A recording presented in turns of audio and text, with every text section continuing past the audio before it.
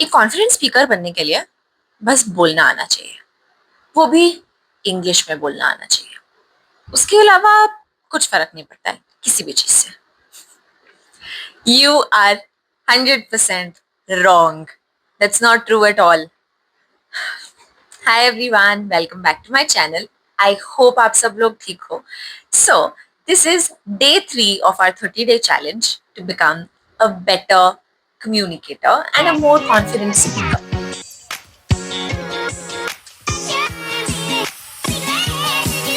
I've always heard so many things about आपको सिर्फ बोलना आना चाहिए, आप क्या बोल रहे हो वो बहुत मैटर करता है, आपकी इंग्लिश बहुत मैटर करती है एक कॉन्फिडेंट स्पीकर बनने के लिए। ये सारी चीजें सही हैं, पर सिर्फ ये चीजें ही जरूरी हैं, वो बात बिल्कुल गलत है। There's one thing that matters so much more than we think about it, which is our body language. हम कैसे खड़े हैं, कैसे बैठे हैं, किसी से जो बोल रहे हैं वो किस तरीके से बोल रहे हैं, किसी से हम लोग आई कांटेक्ट मेंटेन कर रहे हैं या नहीं कर रहे हैं, ये सारी चीजें बहुत मैटर करती हैं। First thing is our posture.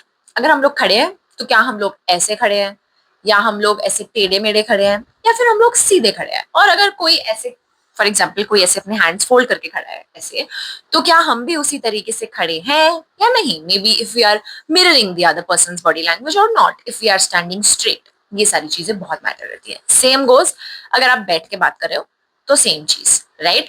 हम लोग बहुत ज्यादा झुक के बात कर रहे हैं, ऐसे ऐसे बैठ के बात कर रहे हैं, तो ये बहुत ज्यादा कैजुअल हो जाता है।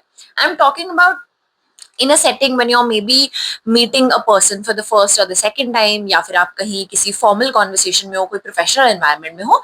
मैं उन सब चीजों की बात कर रही हूँ। फ्रेंड से तो हम लोग कैसे भी बात कर लेते हैं, right. So that really doesn't matter. I am talking about other people when we socialize, when we go out, तब की बात कर रही हूँ, right. The next thing is eye contact.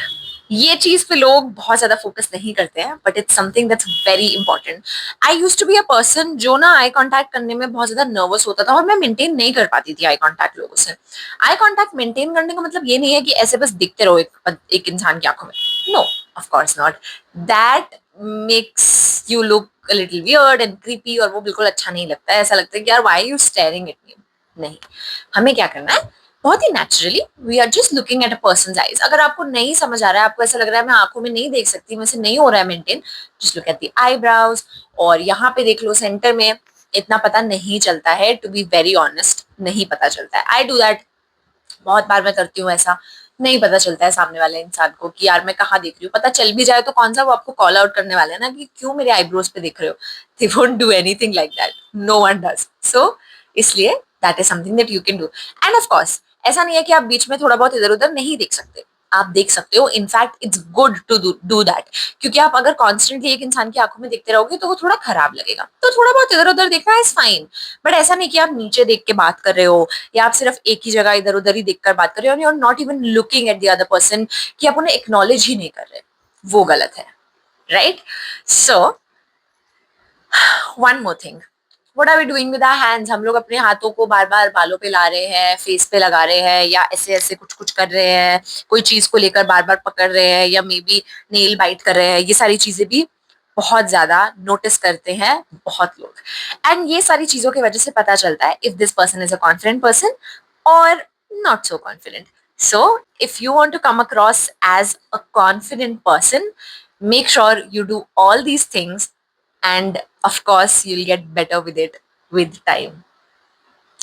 That was day 3 of our 30-day challenge. Don't forget to subscribe and share this with people who might need it. And I will see you very soon on day 4.